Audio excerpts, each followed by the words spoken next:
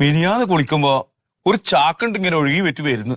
ഈ ചാക്ക് എന്റെ അതിർത്തിന്റെ അടുത്ത് എത്തുമ്പോ ഞാൻ ചേർത്ത് പിടിച്ച് അങ്ങോട്ട് വെച്ച് പിടിച്ചിട്ടെങ്കിൽ അതിന്റെ മൂട് കഴിഞ്ഞിട്ട് ആർക്കും ഇല്ലാണ്ട് പോകുമല്ലോ സാറേ അടക്കാം. അപ്പൊ ഞാൻ ചെയ്തത് ഒരു പുണ്യ പ്രവൃത്തിയല്ലേ സാറേ. അപ്പൊ എന്റെ ചാക്കല്ലേ സാറേ, എനക്കല്ലേ ഇത്. കള്ള സാറേ ഇവൻ പറയുന്നത്.